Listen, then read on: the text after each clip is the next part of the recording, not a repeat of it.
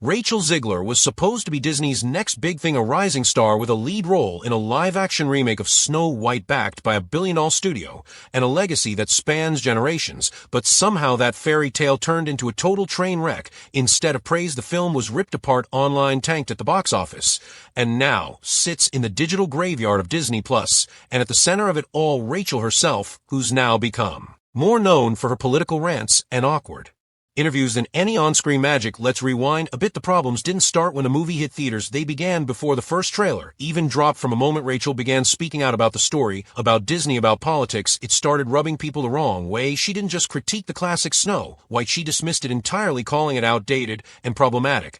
And that alone put longtime fans on edge. Disney's trying to serve up nostalgia with a modern twist, but here was the lead actress outright mocking the foundation. Then came the behind-the-scenes drama. Word got out that Rachel and Gal Gadot, yes, Wonder Woman herself, were reportedly not on good terms during filming. Sources claim that the vibe on set was tense, with creative differences and personality clashes taking center stage instead of teamwork. It didn't help that Disney was pushing the project as some sort of social milestone loaded with buzzwords like inclusion and representation, while actual chemistry and storytelling seemed to get lost in the shuffle. By the time the movie released, the damage was already done. Audiences weren't buying it. Literally, theaters were half empty. The box office numbers were brutal.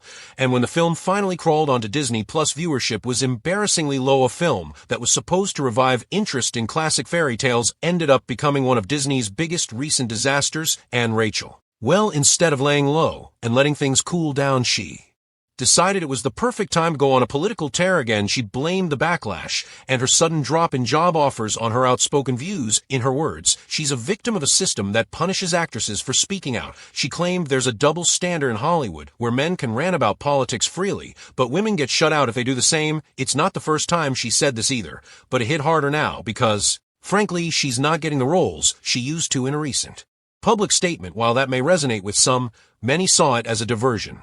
For example, rather than owning up to her poor decisions during the Snow White press tour, or how she alienated half the audience, Rachel is trying to reframe the narrative so that instead of saying, "My career took a hit because I tanked a movie," it becomes, "I'm being silenced for caring about justice."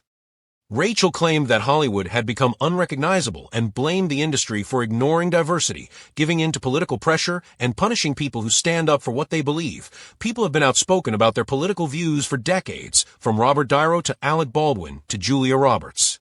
The difference is that they typically know how to play the game. Rachel didn't.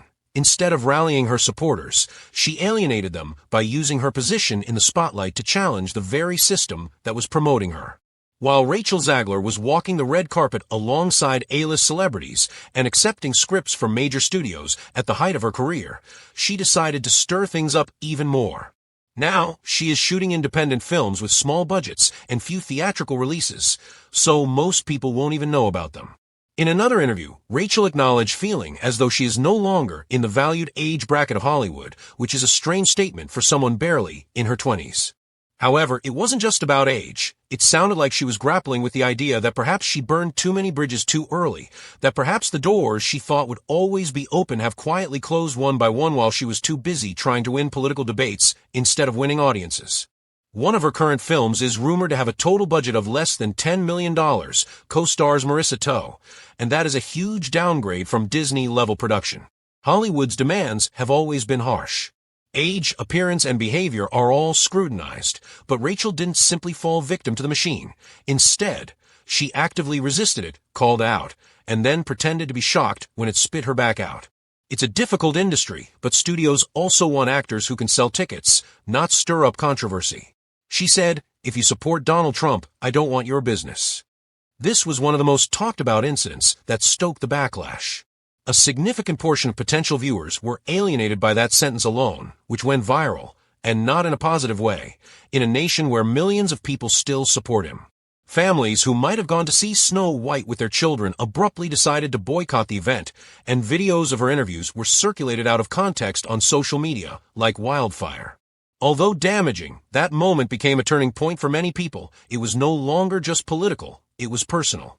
It seemed as though Rachel was attacking people's truths rather than just her own, and no matter how correct she thought she was, that strategy never works when your career depends on public support. You can't insult half the audience and expect them to keep applauding. The absurd thing is that vocal performers like Pedro Pascal have expressed far more extreme things and maintained their careers, proving that timing, tone, and self-presentation are equally as important as politics. When the film failed, Rachel's dismissive, self-righteous, and ungrateful qualities were accentuated. Now that the dust is falling, Rachel appears to be in a strange limbo. She hasn't been canceled, but it's obvious that she isn't in demand either. In Hollywood, this is even worse because once the calls stop coming, the momentum quickly fades, and there's always another fresh face waiting to take your place. Before she gains the confidence to talk freely, another actress who is prepared to say the correct things will dazzle the media and smile through the bullshit. Rachel may still feel that by standing up for her convictions, she did the right thing, but in a field that is based on appearances and deception, doing the right thing doesn't always equate to doing the right thing. In Hollywood, Rachel's story is now being used as a sort of warning not only about speaking up, but also about how quickly things can change when you forget that others are always watching and listening. She had every advantage. There is an unwritten rule in the entertainment industry: let the work speak first. Let the audience fall in love with you before you try to guide their beliefs. That's what the greats did. They earned the right to speak freely by first demonstrating that they could connect. She had a Disney lead role, a growing public profile, and industry support, but when she spoke, it felt like she was speaking against the audience rather than to them, regardless of how justified she felt in her message. In the background of all of this, Disney has been dealing with its own fallout.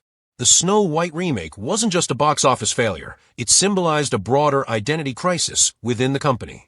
Critics accused them of pushing an overbearing agenda that prioritized messaging over storytelling, making fans feel talked down to, and their streaming platform's viewership declined. Rachel attempted to avoid that step by walking into the spotlight prepared for a fight, but she forgot that winning hearts comes before winning arguments. Whether fair or not, Snow White became the face of the film's failure, and consequently, the symbol of everything people believed was wrong with Hollywood.